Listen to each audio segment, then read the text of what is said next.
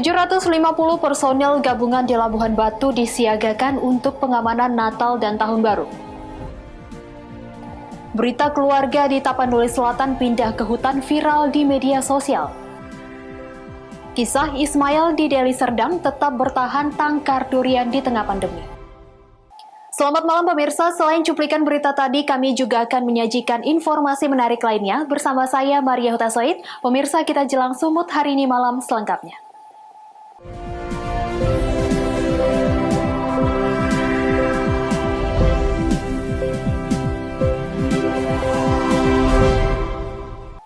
Kita ke informasi pertama pemirsa, untuk memberikan rasa aman dan nyaman kepada masyarakat khususnya umat Kristiani dalam beribadat pada Natal 2020 dan perayaan Tahun Baru 2021, Polres Labuhan Batu menggelar Operasi Lilin Toba 2020 dengan melibatkan 750 personel gabungan.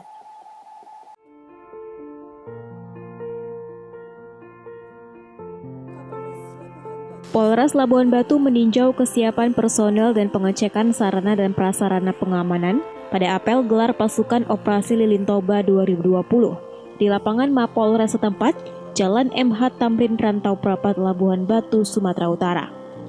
Kapolres Labuhan Batu AKBP Denny Kurniawan menjelaskan, pihaknya menyiagakan 750 personel yang dibantu prajurit TNI dan tim medis di rumah-rumah ibadah, fasilitas umum, dan jalan lintas.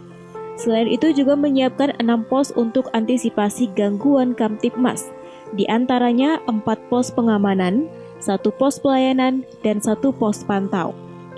Hal ini guna mengantisipasi adanya gangguan Kamtibmas seperti aksi terorisme dan kriminal lainnya, serta memastikan Kamsel Tipcar di sepanjang 270 km bagi pengguna jalan raya di wilayah hukum Polres Labuhan Batu.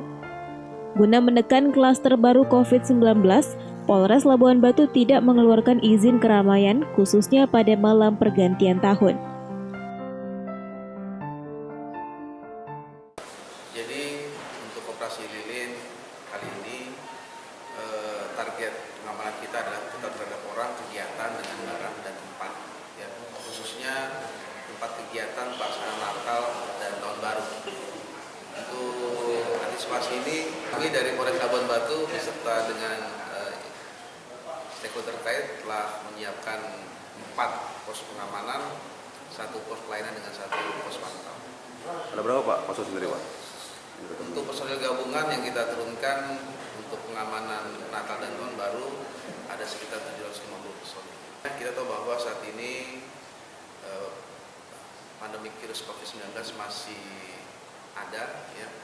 Jadi kita juga menunggu kebijakan pemerintah untuk pengurangan 3 hari libur nasional. Dan ini kita himbau kepada masyarakat, ya, untuk tetap tidak terlalu banyak di luar rumah, ya, untuk mencegah penyebaran virus COVID-19. Artinya untuk hiburan apa Pak gitu Pak, malam tahun baru kita sendiri Pak, tahun baru tidak ada Pak? Jadi untuk saat ini kita tidak Polres Labuhan Batu kita tidak akan mengeluarkan izin untuk semua kegiatan perayaan malam tahun baru yang ada di wilayah Polres Labuhan Batu guna untuk mencegah penyebaran virus COVID-19. Operasi Lilin Toba nantinya akan digelar selama 15 hari ke depan, terhitung tanggal 21 Desember 2020 hingga 4 Januari 2021 mendatang. Ucok Sitorus melaporkan untuk Evarina TV. Sementara itu pemirsa, TNI Kodam 1 Bukit Barisan dibantu Polri dan Satuan Polisi Pamong Praja menggelar razia penggunaan masker di depan Rumah Sakit Putri Hijau Medan. Sejumlah pengendara diberikan hukuman karena tidak menggunakan masker saat keluar rumah. Sejumlah pengendara sepeda motor ini hanya pasrah saat diberikan hukuman push-up oleh personil TNI dari Kodam 1 Bukit Barisan saat dirinya kedapatan tidak menggunakan masker dan melintas di Jalan Putri Hijau Medan, Sumatera Utara. Selain hukuman fisik, personil gabungan ini juga membagikan ribuan masker kepada pengendara yang kedapatan tidak menggunakan masker. Tak hanya itu, pengguna jalan juga diimbau terkait bahaya virus COVID-19 serta selalu menerapkan protokol kesehatan 3M saat berada di luar rumah dan di tempat umum. Kegiatan ini merupakan razia rutin yang digelar Satgas Penanggulangan COVID-19 Kodam 1 Bukit Barisan yang bekerja sama dengan Polri serta pemerintah Kota Medan untuk memutus mata rantai penyebaran COVID-19. Meski rutin dilakukan, masih ada warga yang tidak mengindahkan protokol kesehatan. Kepala Rumah Sakit Tingkat 2 Putri Hijau Medan menegaskan, tidak akan bosan untuk terus melakukan razia agar masyarakat disiplin untuk menggunakan masker dan memutus mata rantai penyebaran COVID-19. Banyak masyarakat yang sudah patuh, tapi masih banyak masyarakat yang masih berasumsi bahwa COVID ini tidak berbahaya atau COVID ini tidak ada bahkan. Jadi saya harapkan dengan protokol ini kami tidak bosan-bosannya mengingatkan masyarakat akan bahayanya pandemi COVID-19 ini. Sehingga secara bersama-sama kita dapat menanggulangi permasalahan COVID-19 ini di Sumatera Utara ini. Razia protokol kesehatan ini akan terus dilakukan untuk menghindari terjadinya lonjakan kasus positif selama libur akhir tahun. Daniel Pekuali melaporkan untuk Eva Rena TV. Informasi selanjutnya pemirsa, sebanyak 3 rumah di pemukiman padat penduduk di Kelurahan Pematang Pasir, Teluk Tibung, Kota Tanjung Balai ludes terbakar pada Minggu kemarin pukul 3 siang. Belum diketahui pasti penyebab kebakaran, namun api berasal dari dapur rumah warga.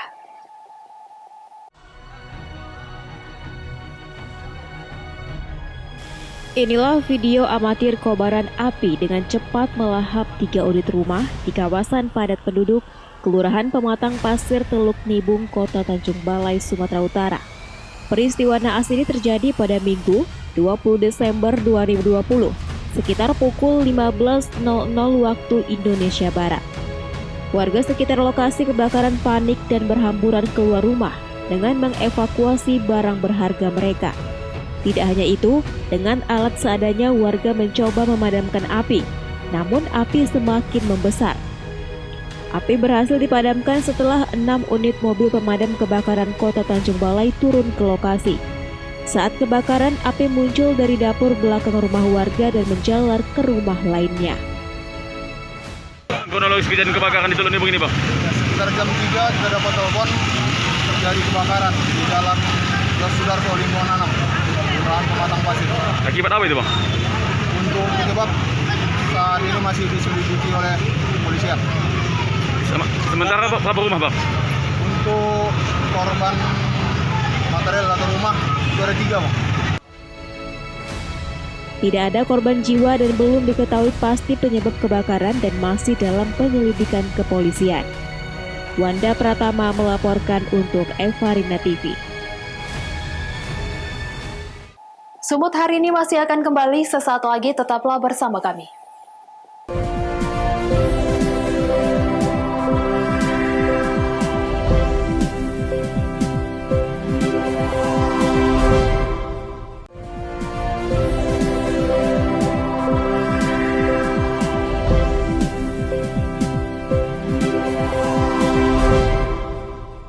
Terima kasih masih bersama kami. Pemirsa, berita satu keluarga pindah ke hutan karena malu tidak pernah mendapat bantuan di Desa Sipangko, Kecamatan Angkola, Muara Thais, Tapanuli Selatan, viral di media sosial. Kepala desa mengakui bahwa keluarga tersebut memang belum pernah mendapat bantuan dari pemerintah. Namun Camat Angkola, Muara Thais menyatakan berita tersebut adalah hoax. Beberapa waktu lalu, satu keluarga yang pindah ke pinggiran hutan menjadi viral di media sosial Facebook. Hingga saat ini 800.000 lebih masyarakat sudah menonton tayangan tersebut dengan komentar mencapai 20 ribuan lebih.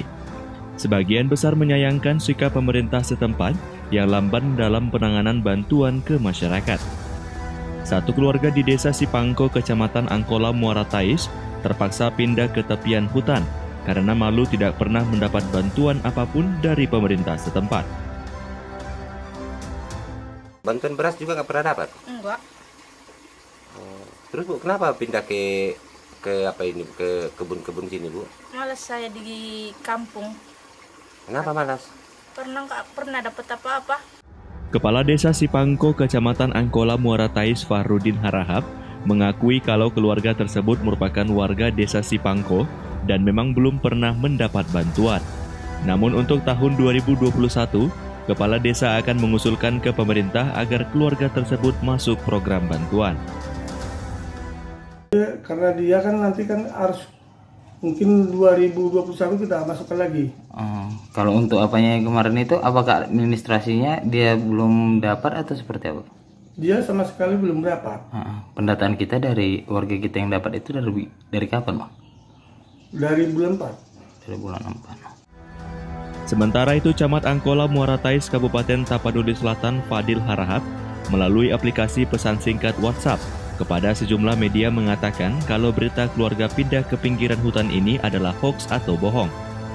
Namun sayangnya hingga saat ini keluarga tersebut masih tinggal di pinggiran hutan dan belum pernah mendapat bantuan. Ajan Sinaga melaporkan untuk Eva Rina TV.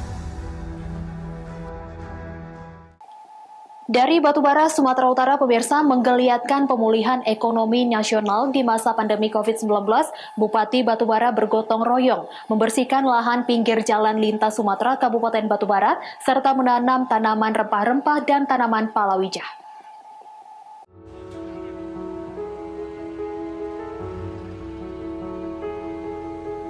Bupati Batubara Zahir bersama para OPD Kabupaten Batubara serta masyarakat melakukan giat gotong royong rutin pada setiap minggunya, membersihkan ruas pinggir jalan lintas Sumatera di Kecamatan 50 Kabupaten Batubara. Dengan menurunkan 2 unit alat berat untuk normalisasi parit serta menatap pinggir jalan lintas agar dapat dimanfaatkan masyarakat menanam tanaman rempah-rempah dan tanaman palawija. Bupati berkesempatan menggunakan traktor tangan untuk membentuk lahan yang akan ditanam dan juga ikut menanam tanaman rempah-rempah bersama para OPD dan masyarakat. Bupati Batubara Zahir mengatakan, kegiatan ini merupakan salah satu himbauan Presiden di masa pandemi COVID-19, di mana pemerintah daerah harus melakukan pemulihan ekonomi nasional. Karena daerah kita, Indonesia kan sedang pandemi COVID-19. Bapak Presiden menghimbau ada 3 hal yang harus dilakukan oleh daerah. Yang pertama adalah fasilitas kesehatan. Jika ada orang berobat, fasilitas harus siap akibat dampak COVID. Yang kedua adalah jaringan pengaman sosial. Yang ketiga adalah pemulihan ekonomi nasional. Nah, untuk pemulihan ekonomi nasional ini, pemerintah Kabupaten Batubara bekerjasama dengan seluruh struktur yang ada, kepala dinas, kepala badan, kepala kantor, camat, sampai kepala desa dan kepala dusun, kita ingin memanfaatkan lahan-lahan yang tidak produktif menjadi produktif. Ini yang sudah menanam, ini umur 1,5 bulan, ini sudah umur 3 bulan. Nah, bayangkan kalau sepanjang jalan nasional yang selama hari ini terlantar, kita manfaatkan untuk tanaman pendamping beras. Bisa dia ubi jalar, bisa dia sayur-sayuran, atau tanaman rempah-rempahan, kunyit, jahe, semua. Sehingga nanti hasilnya ini bisa diberikan kepada masyarakat untuk memanfaatkan ini. Mau dijual, mau dimakan untuk konsumsi keluarga, silakan.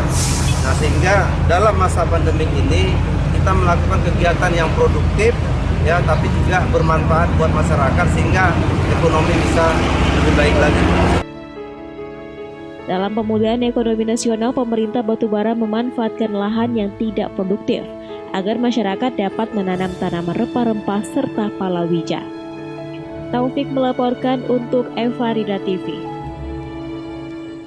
Informasi selanjutnya, pemirsa, petugas medis di Puskesmas Medan Area dan sejumlah mahasiswa kedokteran USU melakukan swab dan rapid test gratis kepada warga Kota Medan. Swab test ini dilakukan untuk mendeteksi penyebaran COVID-19 di lingkungan keluarga.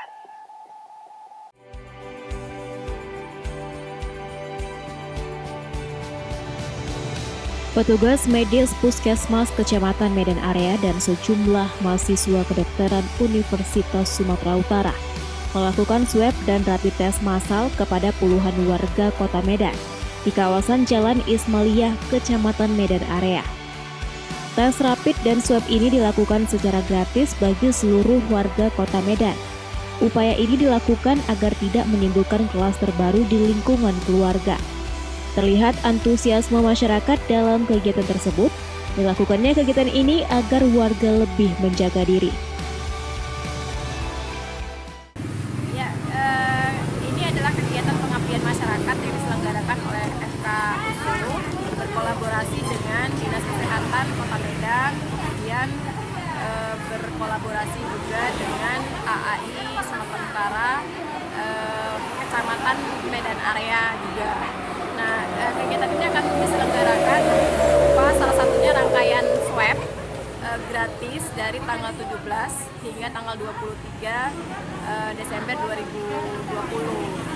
Nah, ini sebenarnya merespon dari cukup banyaknya kasus yang terjadi, tapi kemudian masyarakat enggan melakukan swab, sehingga kemudian tidak dilakukanlah isolasi mandiri. Nah, harapannya kita akan juga melalui rangkaian kegiatan ini nantinya melakukan konseling by phone kepada pasien-pasien yang teridentifikasi positif agar bisa melakukan isolasi secara mandiri dengan benar, terutama khususnya kepada pasien-pasien yang di dalam keluarganya terdapat anak. Nah, salah satunya yang ingin kita intervensi juga adalah bagaimana ada perubahan perilaku 3M untuk mengatasi persoalan pandemi ini. Sudah saatnya warga membantu warga. Terima kasih. Tes rapid dan swab ini dilakukan hingga 21 Januari 2021 mendatang, sembari menunggu datangnya vaksinasi COVID-19 dari pemerintah pusat. Wahyu Pratama melaporkan untuk Evarina TV. Sumut hari ini masih akan kembali sesaat lagi, tetaplah bersama kami.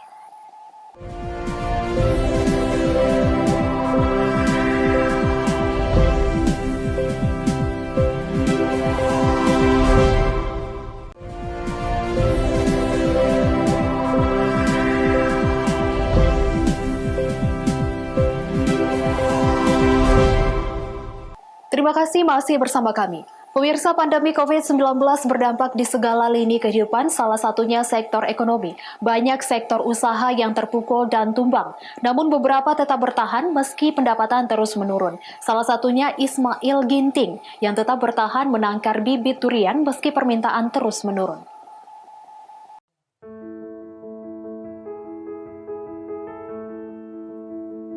Sebelum fokus menangkar bibit durian, Ismail sempat membangun usaha pembibitan tanaman lain, mulai dari bibit mangga, jambu, alpukat, jeruk, dan berbagai bibit tanaman lainnya. Usahanya ini dimulai sejak 1994 silam. Namun sejak 2009 lalu, dia mulai fokus menangkar durian karena kekhawatirannya bahwa durian lokal akan musnah seiring semakin masifnya penebangan pohon durian oleh masyarakat. Dia bertekad kuat untuk melestarikan durian agar bisa dinikmati oleh generasi anak cucu mendatang. Menurutnya, generasi mendatang juga punya hak untuk menikmati buah berjuluk King of Fruit itu. Ismail kemudian memanfaatkan lahan seluas kurang lebih 1 hektar di depan dan belakang rumahnya di Kecamatan Sibiru-Biru, Kabupaten Deli Serdang untuk menyemai bibit. Daya tampung bisa mencapai ratusan ribu bibit. Awalnya, Ismail fokus untuk menangkar bibit durian lokal dari berbagai daerah di Indonesia. Setiap kali musim durian di daerah tertentu, dia langsung memburu benih unggul dari masyarakat yang nantinya disemai di tempat penangkaran miliknya. Belakangan, benih unggul asal Malaysia juga dikembangkannya. Kedua jenis bibit ini dipadukan dengan cara disambung untuk menghasilkan buah berkualitas baik. Sebelum pandemi COVID-19 merebak, Ismail bisa menjual lebih dari 20.000 bibit dalam setahun. Permintaan bukan saja dari dalam Sumatera Utara, bahkan dari luar provinsi, dari Kalimantan dan Sulawesi juga berdatangan. Namun sejak pandemi muncul, angka penjualannya menurun hingga 70%. Begitupun Ismail tetap bertahan menjalankan usahanya. Dia memiliki tanggung jawab moral untuk membantu 10 pekerja yang selama ini membantunya. Menurut Ismail, selama ini para pekerjanya telah membantunya mengembangkan usahanya. Tentu saat semua dalam kesulitan, dia berusaha membantu mereka dengan tetap memperkerjakan para pekerjanya. Dampak pandemi COVID-19 bagaimana? Sangat terasa. Lantaran yang belanja kemarin itu kan rata-rata pengusaha. Jadi pengusaha ini semua usaha serba macet, alat berat apa semua ada dampaknya, sekitar 70% adalah penurunan. Biasanya kita per tahunnya paling dikit itu 20.000 batang keluar. Ini tahun ini gara-gara pandemi ini agak jauh merosot, paling sekitar 30% lagi lah. Jadi untuk kedepannya kita biasanya pakai tenaga kerja ya 10 juga tetap kita pakai. Cuman subsidinya udah dari kita kan, nggak mungkin sebelum pandemi dia yang bantu kita. Setelah pandemi ini kan nggak mungkin kita PHK dia. Ya apa rencananya, apa yang bisa kita putar, apa yang kita bisa jual untuk memenuhi kebutuhan kita, untuk usaha kita, ya itu kita lakukan. Kemungkinan setelah pandemi ini ya usaha kita makin berkembang, ya di situ juga lah kita dapat. Ya saatnya sekarang ini kita bantu anggota lah. Selain menangkar bibit, Ismail juga menanam ratusan pohon durian di ladang miliknya yang tak jauh dari lokasi penangkaran. Tak hanya sebagai penangkar, Ismail juga bersedia digunakan jasanya sebagai konsultan bibit durian tanpa dibayar. Dia kerap dijadikan narasumber di sejumlah forum, baik yang diselenggarakan pemerintah maupun pihak swasta. Daniel Pekwali melaporkan untuk Eva Rina TV. Pemirsa, momentum libur Natal dan Tahun Baru kali ini memang berbeda karena masih berada dalam situasi pandemi COVID-19 sehingga membuat aktivitas terbatas. Hal itu membuat sebuah pusat perbelanjaan di Jakarta menggelar wahana rekreasi dengan akuarium raksasa yang berisikan satwa laut agar warga ibu kota tak perlu direpotkan dengan sejumlah persyaratan seperti saat berlibur keluar daerah.